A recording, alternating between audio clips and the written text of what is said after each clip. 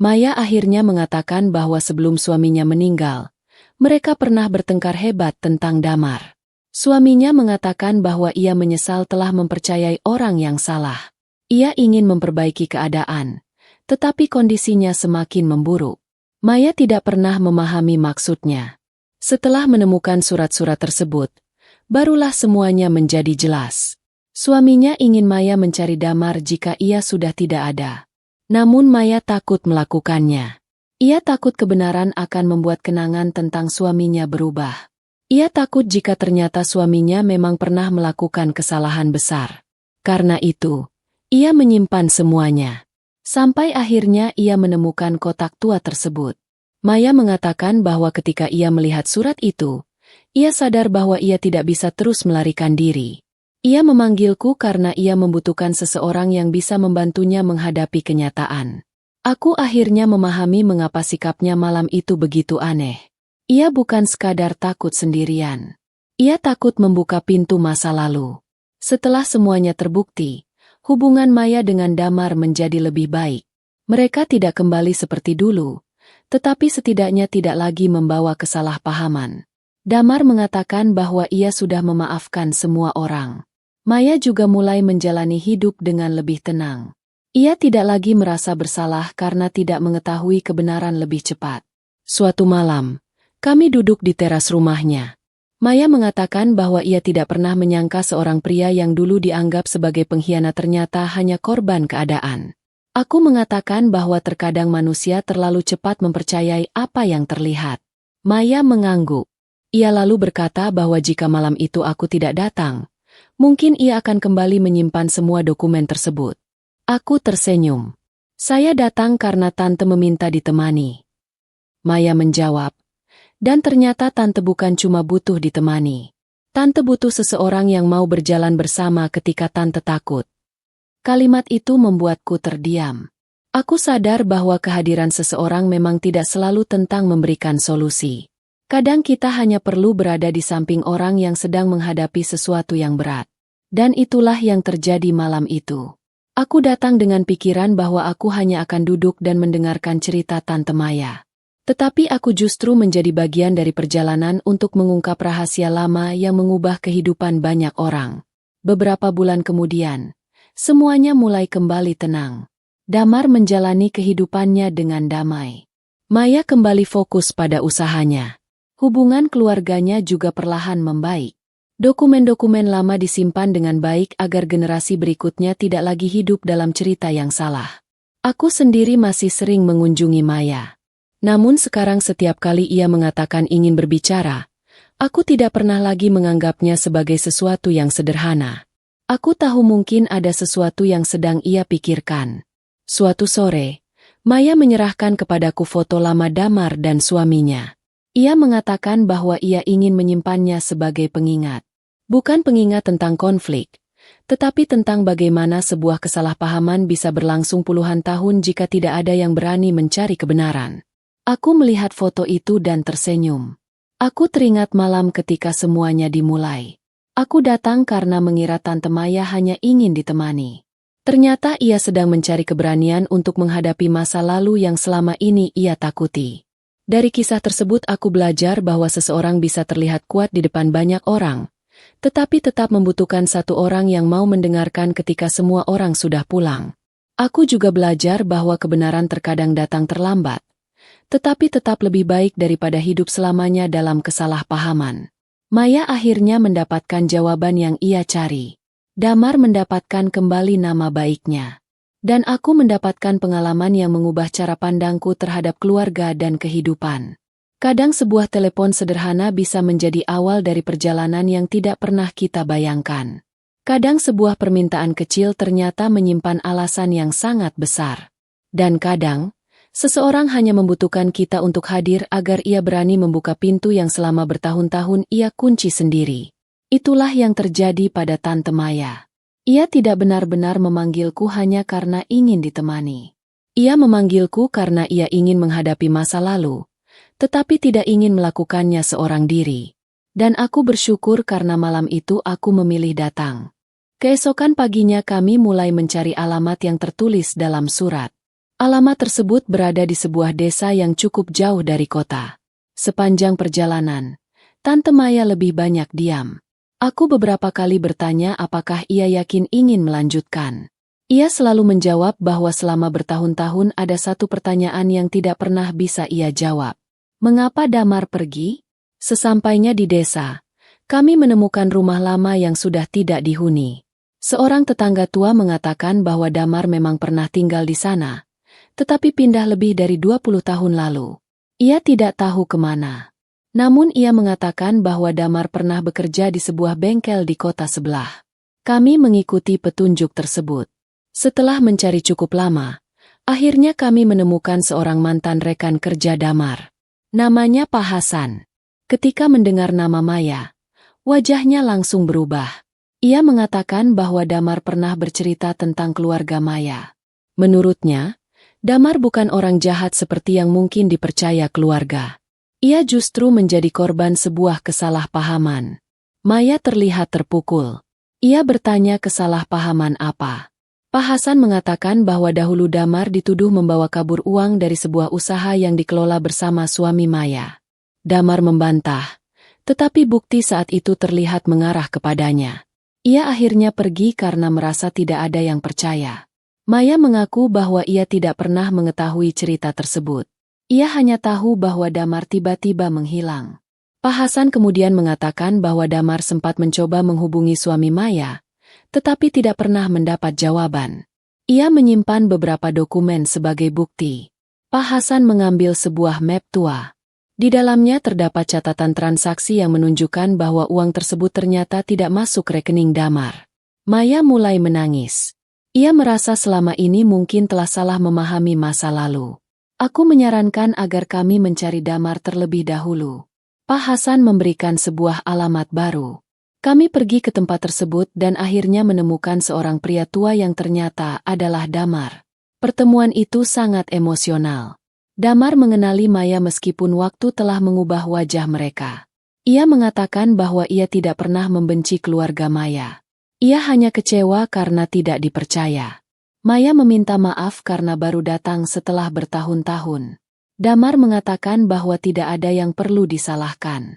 Ia hanya ingin kebenaran diketahui. Damar kemudian menunjukkan sebuah surat terakhir yang pernah ia tulis kepada suami Maya. Dalam surat tersebut ia menjelaskan bahwa uang yang hilang sebenarnya dipindahkan oleh orang lain. Ia bahkan mencantumkan nama orang yang dicurigainya. Nama tersebut membuat Maya terdiam karena orang itu masih memiliki hubungan dengan keluarganya. Kami membawa semua dokumen Damar dan surat lama suami Maya kepada seorang pengacara. Setelah diperiksa, beberapa bukti ternyata cukup kuat. Transaksi yang dulu membuat Damar dituduh memang tidak pernah masuk rekeningnya. Sebaliknya, uang tersebut dialihkan melalui sebuah perusahaan milik rekan bisnis keluarga. Maya semakin yakin bahwa Damar tidak bersalah. Namun ia masih merasa bersalah karena selama bertahun-tahun tidak pernah mencari tahu. Damar mengatakan bahwa masa lalu tidak bisa diubah. Yang penting adalah apa yang dilakukan sekarang. Kami kemudian kembali ke rumah lama Maya untuk mencari dokumen tambahan. Di ruang penyimpanan, kami menemukan buku catatan milik suaminya. Salah satu halaman membuat kami terdiam. Ia menulis bahwa beberapa tahun sebelum meninggal, ia mulai mencurigai bahwa Damar memang tidak bersalah. Ia bahkan menulis bahwa dirinya sudah menemukan bukti baru, tetapi belum sempat menyelesaikan penyelidikan. Maya menangis membaca catatan tersebut. Ia mengatakan bahwa suaminya mungkin selama ini menyimpan penyesalan. Di bagian akhir buku, terdapat sebuah nama yang sama dengan nama orang yang disebut Damar. Kami kemudian mencari orang tersebut. Ternyata ia sudah meninggal, tetapi keluarganya masih menjalankan usaha yang sama. Setelah melalui proses panjang, ditemukan beberapa dokumen lama yang memperkuat dugaan bahwa Damar memang dijebak. Maya akhirnya meminta maaf kepada Damar atas nama keluarganya. Damar tidak meminta uang atau apapun. Ia hanya ingin namanya bersih. Kami akhirnya membuat laporan dan menyerahkan semua bukti. Prosesnya memang tidak mudah karena kejadian sudah berlangsung puluhan tahun. Namun akhirnya kebenaran tentang Damar mulai diketahui. Maya merasa lega. Ia mengatakan bahwa sekarang ia mengerti alasan suaminya meninggalkan pesan tersebut. Ia ingin Maya suatu hari mencari Damar dan menyelesaikan sesuatu yang belum sempat ia selesaikan. Aku kemudian bertanya kepada Maya mengapa ia memilihku untuk menemani semua ini. Ia menjawab bahwa sejak awal ia tahu aku tidak mudah percaya pada cerita sepihak. Ia membutuhkan seseorang yang mau mencari fakta. Aku tertawa dan mengatakan bahwa aku sendiri tidak pernah menyangka perjalanan ini akan sejauh itu. Maya tersenyum. Namun sebelum semuanya benar-benar selesai, ia mengatakan bahwa masih ada satu hal yang belum ia ceritakan kepadaku. Sesuatu yang menurutnya jauh lebih pribadi dan menjadi alasan mengapa ia begitu takut membuka masa lalu. Aku pikir malam itu Tante Maya hanya sedang merasa kesepian. Namun ketika aku sampai di rumahnya, aku melihat sesuatu yang membuatku yakin bahwa alasan sebenarnya jauh lebih serius. Ia memanggilku bukan untuk sekadar mengobrol, melainkan karena ada sebuah rahasia yang sudah lama ia simpan dan malam itu ia ingin seseorang membantunya membuka kembali masa lalu. Bahkan sebelum aku tahu apa yang terjadi, Tante Maya sudah mengatakan satu kalimat yang membuatku merinding. Kalau nanti Tante meminta sesuatu yang terdengar aneh, jangan langsung menolak. Tante sudah terlalu lama menyimpan semuanya sendirian. Namaku Fajar, 30 tahun. Aku bekerja sebagai teknisi di sebuah perusahaan distribusi di kota kecil tempat tinggalku. Tante Maya adalah adik dari ibuku. Sejak kecil aku cukup dekat dengannya. Ia dikenal sebagai perempuan yang mandiri dan jarang mengeluh.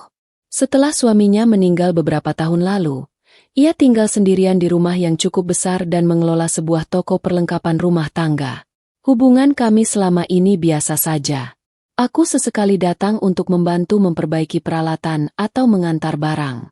Karena itu, ketika sekitar pukul 9 malam ponselku berbunyi dan nama Tante Maya muncul, aku langsung mengangkatnya. Fajar, kamu bisa datang ke rumah Tante? Tanyanya. Aku bertanya apakah ada masalah.